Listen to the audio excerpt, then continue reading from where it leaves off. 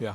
I mean, it's another example of what you're talking about when your numbers call to deliver. Yeah, and you need everybody, and you don't know when that's going to happen. It might be the backup left tackle, or it might be you just don't know who it's going to be. But Carnell has played good football for us all year, and you knew we were going to need everybody on offense, and we're going to need him in this game as well. He's going to have an opportunity to have great matchups, and he's got to win. I thought he did that in the game, and you can see all season him getting better and better. Does the way he played on the bigger stage at all affect maybe how teams contract or I don't know. Every team, looks at it differently. That's why we want balance. But Carnell has been working on it every day in practice, and even when he had the drop early in the game, nobody flinched. We know what Carnell can do, and then he went on to play a very, very good game. And so, we're in a rhythm now. We played in a bunch of big games, so I feel like it's a matter of us being at our best and maximizing our talents right now. I don't think at this point it's about the fact that big games. We played a bunch of big games before. We played in a lot of games. Now we got to go play our best game, and that's got to be the focus. Dave Biddle. You guys have played in 15 games, and it seems like, obviously guys are dealing with bumps and bruises, but it seems like all things considered, you guys are fairly fresh. Yeah. After played in 15 games. What does it say about Mick and his staff and what they've been able to Yeah, do? can't say enough. In the off season, we talked a lot about this, but we knew this was going to be a long haul all the way to where we are right now, and we needed to be fresh this time of year. Even though when you start way back in February and in January, well, around this time last year, really is where we were about a year ago. When you look all the way ahead, you say to yourself, okay, where do we need to be? How do we need to go? And it's one thing to put a plan together. That has to be on point, but it's another thing to execute it. So to your point, we'll continue that preparation this week and make sure we're fresh to go in the game. But yeah, Mick to me is the best there is in the business, and his staff is equally as good. Not only they bring energy and passion every day, in the Woody, but also just the understanding of sports science. I think his staff does a great job of the old-fashioned work ethic and discipline and leadership and accountability and resilience mixed in with the sports science of every day taking a look at the workloads and even going into this for the first time ever in the playoffs. What was the workload? How did we adjust things, which we did, and how we practiced a little bit. Today's a big day for us. Dylan Davis.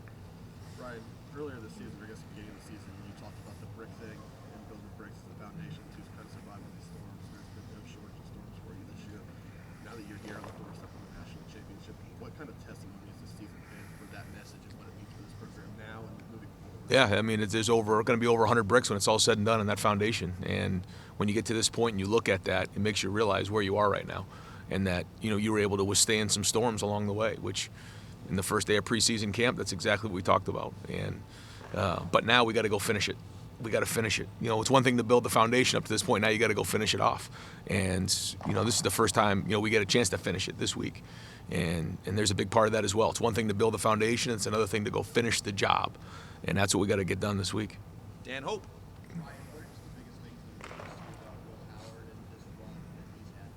Leadership. Certainly performance has been excellent, but it's leadership to me. It's putting a team on your shoulders. We're going against a quarterback who's an excellent leader as well, so it'll be a battle. But I've just, the way that Will can, take the team on his shoulders and, not only lead the way but also pump guys up. He's got a good positive mindset, and so we need a good week of work here in preparation for this game so he can be at his best as well. Cameron Tate Robinson.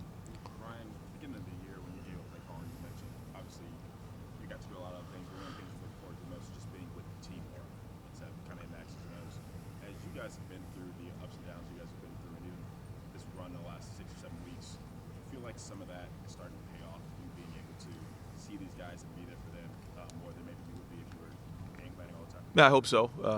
But during the playoffs, I can tell you, just full disclosure, I've been very much involved with it all, and just making sure that the football is right, because when you get into these playoffs, the football has to be right.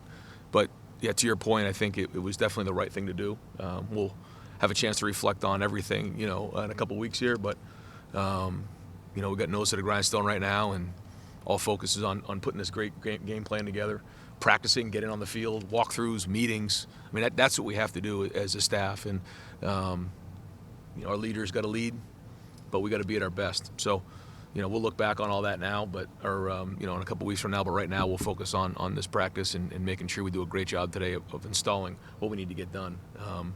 As I've told you before, these are the days I get the most worked up to make sure we have the right stuff for our guys to give them a chance to go play fast and aggressive. Austin Ward. Ryan, you say all the time that you guys won't put anyone on the field if you don't have confidence they can do the job. Going into Tennessee and going with that rotation up front, did you have any trepidation about how that was going to work? And I would imagine it's probably exceeded expectations since then, but I won't put those words in your mouth. Well, it's been a group that's had a lot of different combinations all year, and I think it's become a very resilient group. And again, they have to be at their best this week. They got to finish the job, and a big part of this game is going to be up front on both sides of the ball. We know that they're very, very good up front on both sides of the ball, physical the way they play. So, those guys need to have a good week of practice. But to your point, resilience is probably the word that I use the most there. Just overcoming. Difficult situations throughout the year, some really good moments, some tough moments, but that's football. And, I think Justin and that whole group has stuck together, and because of that, they've become stronger in the back end, and now it's got to pay off in this game, and that's what we got to lean towards, in this game, is the fact that, they've been through some great moments together and been through some other difficult times that they've learned from and grown from. So I think they should be going into this game with the utmost confidence. Bill Rabinowitz. Every other national championship Ohio State's won kind of came out of the blue. 68 sophomores, 2002, 2014. This is the first time you win it, where a team that was a prime contender actually did it. You guys speak to the pressure that comes with being a favorite at Ohio State and just getting to this point.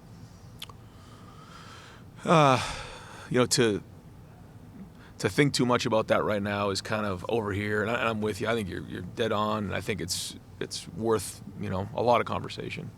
I think when you start to get into that, though, as a coach or as a player, it can be a distraction. And one of the things that we're trying to do this week is eliminate all distractions. Like, what's happened in the past doesn't matter. What's happening moving forward doesn't matter. All that matters is winning this game right now, and then we can kind of figure out what that is. And I think, pressure, whatever you call it, the way that you just continue to work during those moments is to focus on right now and just focus on your job and focus on what's in front of you, because the rest of it doesn't matter.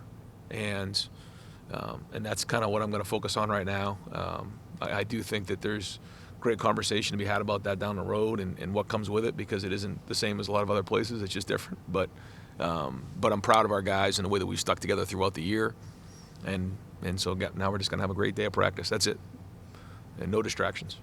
Jeremy Birmingham. Ryan, I don't know how many times in Ohio State history that you've played a non-conference opponent 3 straight years. Right. How valuable is it? What are the pros and cons of that? And when you're talking about last week doesn't matter, you've said that over and over in the last month. Does last year matter? Does 2 years ago matter? How do you? I think there's a reference point in this game because, you took a look at Tennessee, you take a look at Texas. Those games, we didn't really know because they were in the SEC, and sometimes you're not sure exactly how to compare. Oregon we did going in. This team we do. Now they're different than they were last year, but still very similar. So, this game will be the third time we play them in 3 years. So, the majority of our guys and certainly the older guys have played these guys before. So they know what a great team this is, and they know, how good they are. So that point, it's not a Big Ten team, but at the same time, again, 3 times in 3 years. I think that's good for our guys to understand who they're playing against. How do you, as a coach, not go into this expecting a rock fight like the last 2 years, or do you just say that's what it's going to be and that's how we're going to? No, every year is different. Every game is different, and how we want this to turn out is going to be based on our execution. That's it. And so that's why we got to go in really, really prepared, play with great confidence, and attack from the first play. Spencer Olbrook. When we first talked to you about Luke Montgomery in preseason last year, you said everything you put into Luke, you're going to get out. I think last game was his first start. Yep. To see the progression that he's made from being in contention for that tackle spot to the guard, and now trusting him to start in his first game in the college football playoff semifinal. What have you seen from him that make you guys think that, he's ready for that moment and that he's going to be ready for it? Every day in practice, you just see a guy who brings it, and he's got great athleticism.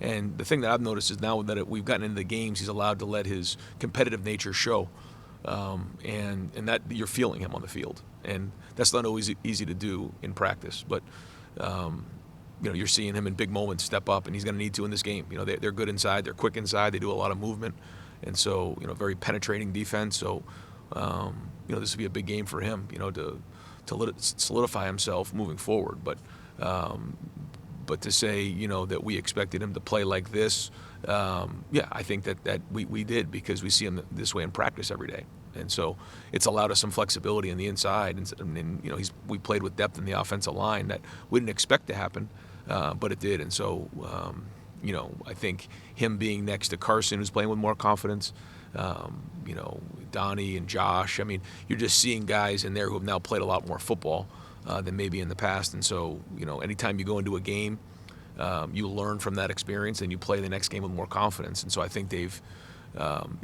talked to him about that, and he's fed off of those older guys. Stephen Means. Ryan, you've spent a lot of time this year going back to Big Ten Media Days talking about the idea of leaving no doubt this year. Right. I know you've always applied that to an individual game more than micro, not let things come down to one play. But given how the last couple of years have gone, can that be a macro conversation? 1,000%. With, what a national championship could do for that conversation that you've been trying to have. That's it. That's it. You got to leave no doubt. That's it. And whether it's a game or a season, that's it. We got to finish this thing the right way.